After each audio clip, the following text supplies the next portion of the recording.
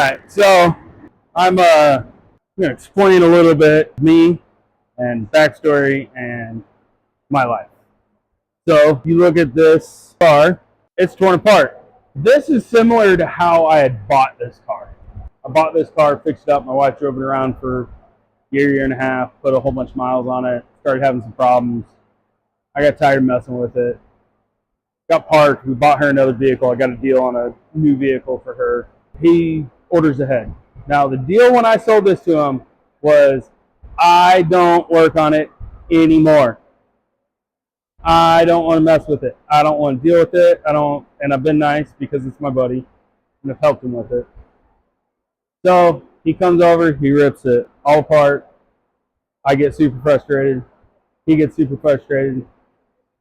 We had to wait for some parts. Some stuff broke on the timing chain kit that I just put on, less than 25,000 miles ago.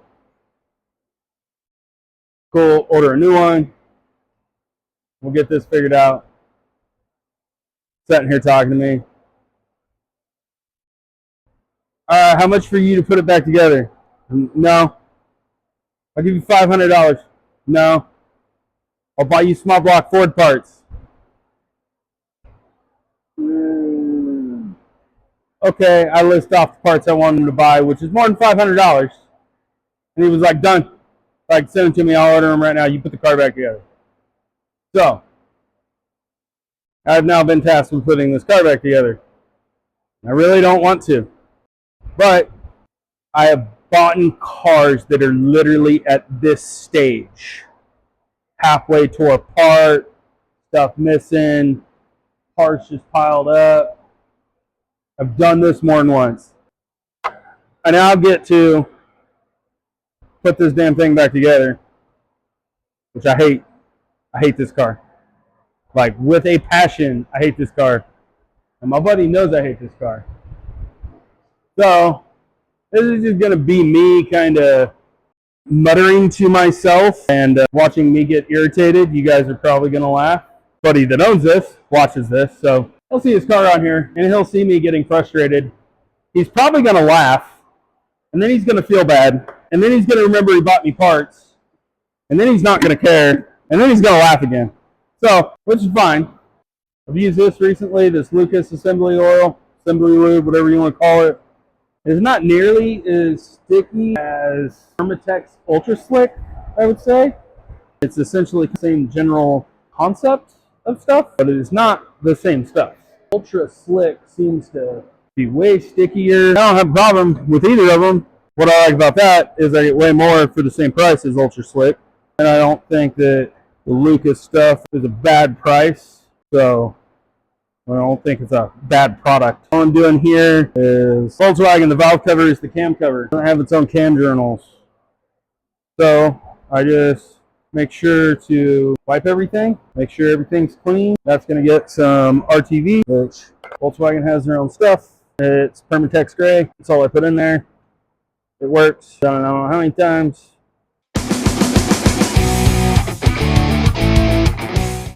So the kit we bought,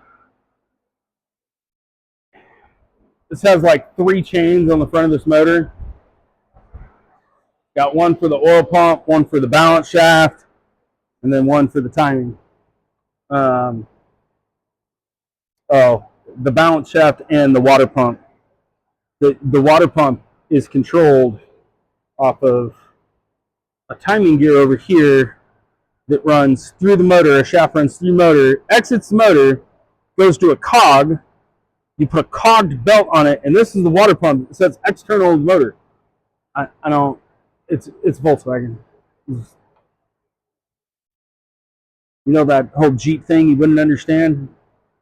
Volkswagen, you wouldn't understand. So, I just make sure that I run all this stuff, do it good.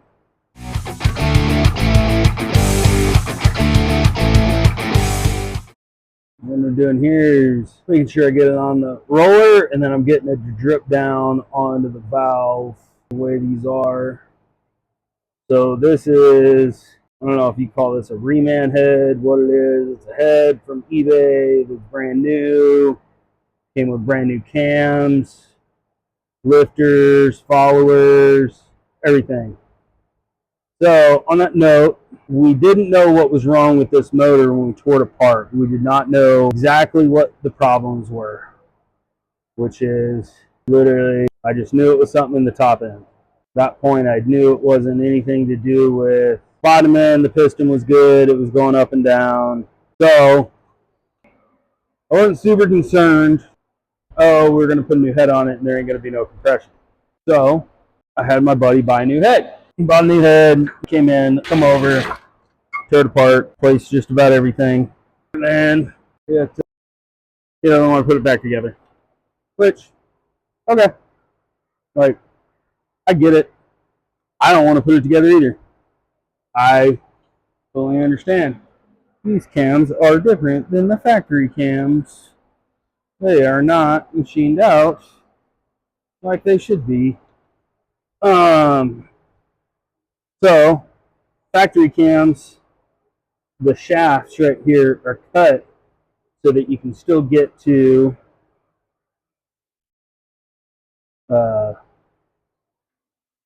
head bolts with the cams in, and they're not cut out. It isn't a huge deal,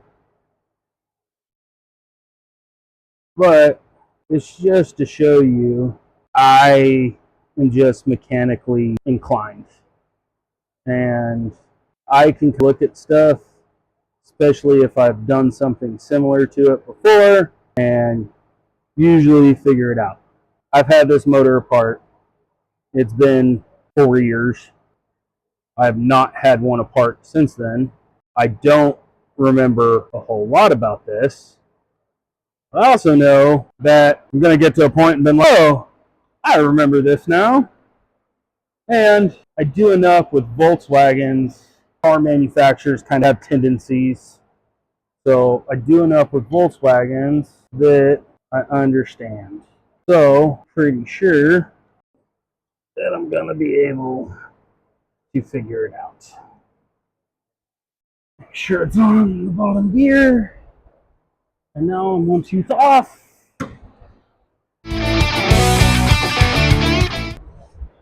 Now I'm 1 tooth the wrong way.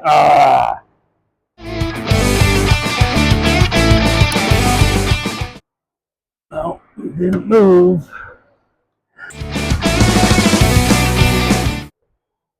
There we go. Alright. This is the only thing that sucks about this one. Alright, so now I make sure my hands are super clean. One of the problems we had was it had a broken lifter, or not a broken lifter, a broken valve spring.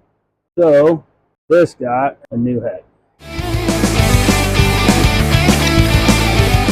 Alright, so this plug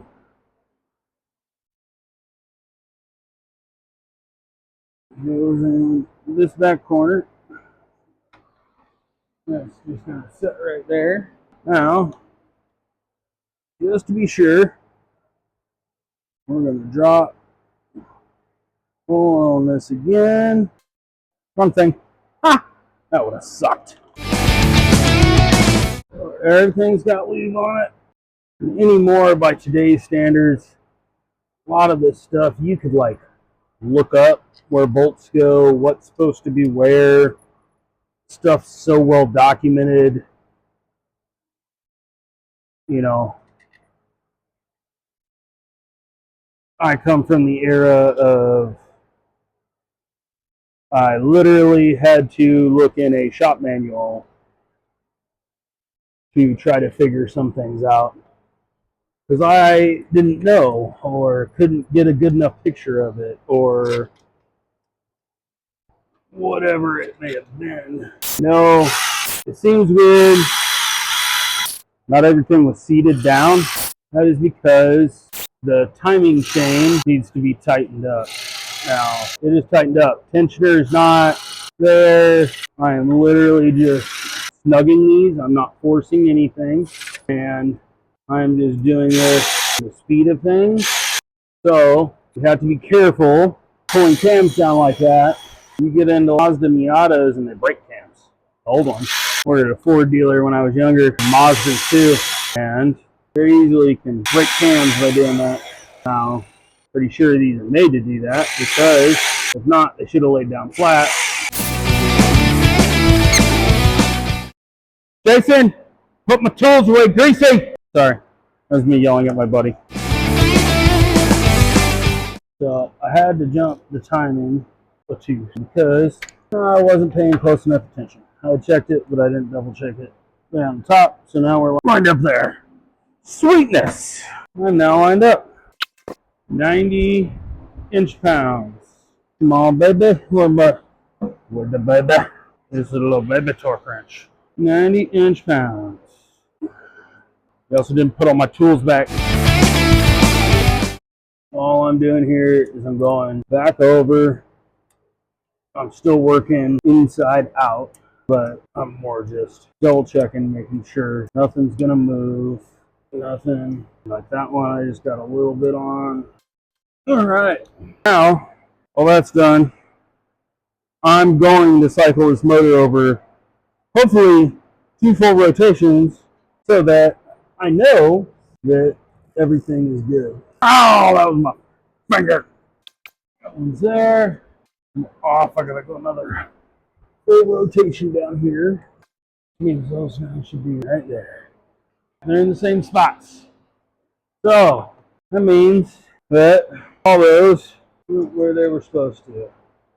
I got 4 bolts here on the front of this motor to look up which 4 bolts those are, because I'm supposed to have 4 bolts that go through there. No, that's one of them. On one. On 2. One.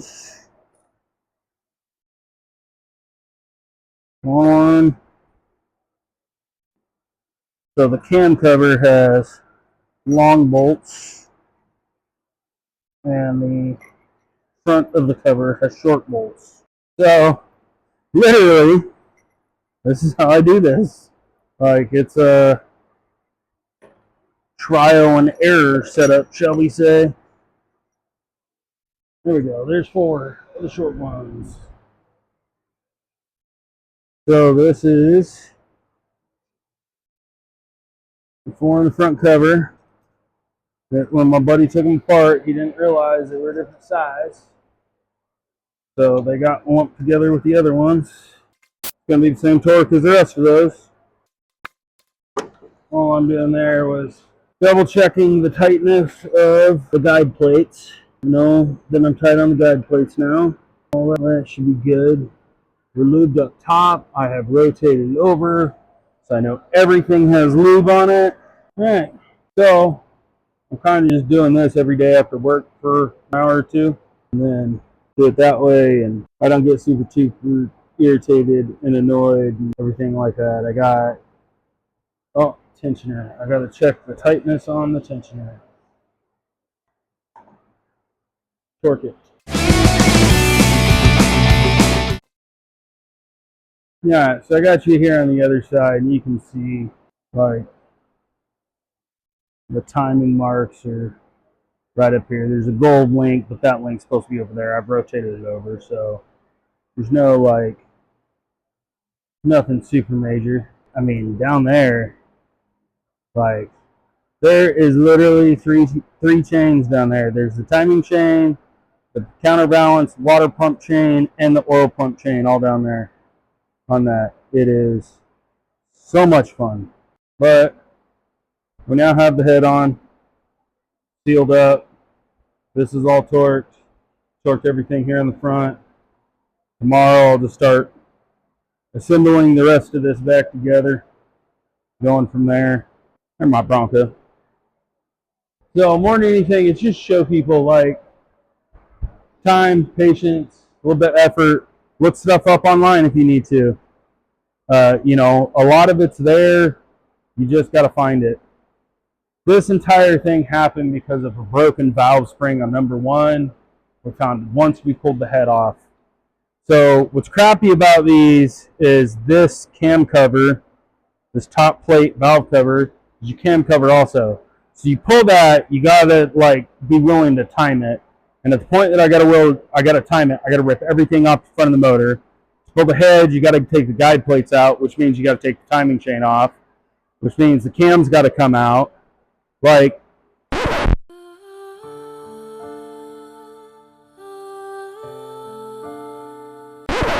alright, so here we go. We're back on this thing. We're going to get this front cover area cleaned up. All of it's got to be scraped. The razor blade cleaned off. To get that done, once I have that completed,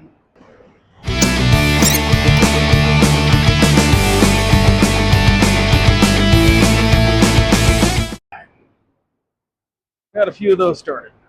So, should be able to just about put all except for like one in.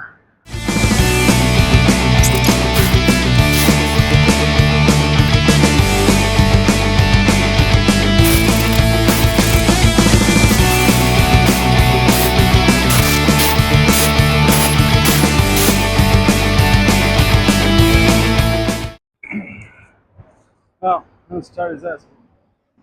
Luckily, it's reverse rotation. So, I don't have to worry about it coming loose. I can put this top cover on.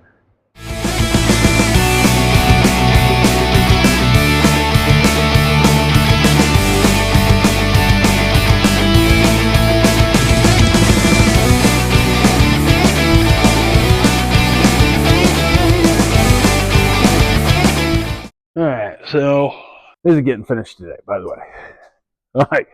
I'm already done and overworking on this thing. So we essentially got the head back on.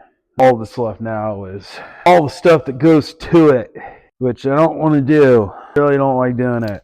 And it's just this car. I just don't like this car. So this hose is pretty chewed up. So I had him get a new one. I think this thing's chewed up just from oil and water because this was a brand new hose a few years ago when I put this together. It's actually, I bought a brand new one. So, but I just bought a hose. You can see here, starting to crack right here, getting down to threads.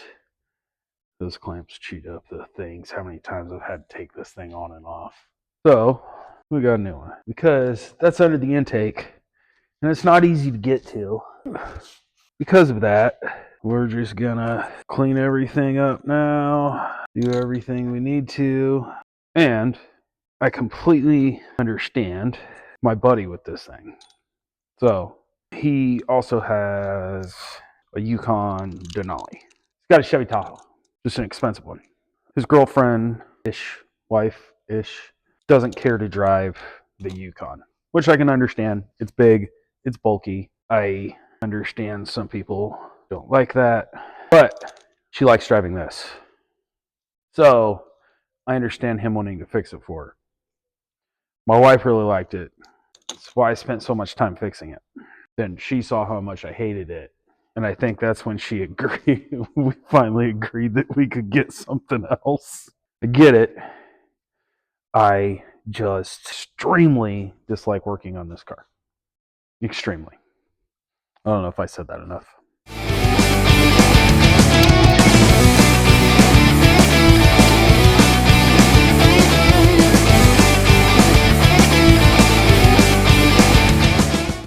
None of these bolts that hold down this PCV valve are threaded.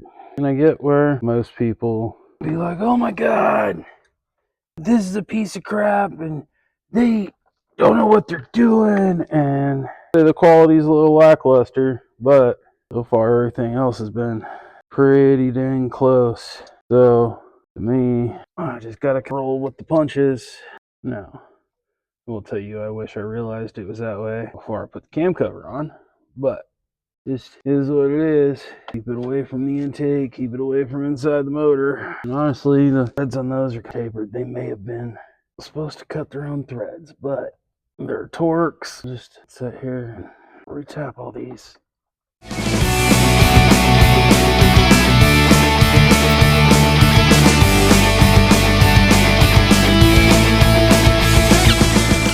When they don't tap the holes for the PCV valve, and I have to sit here and tap all 8 holes, you wonder why I hate this car.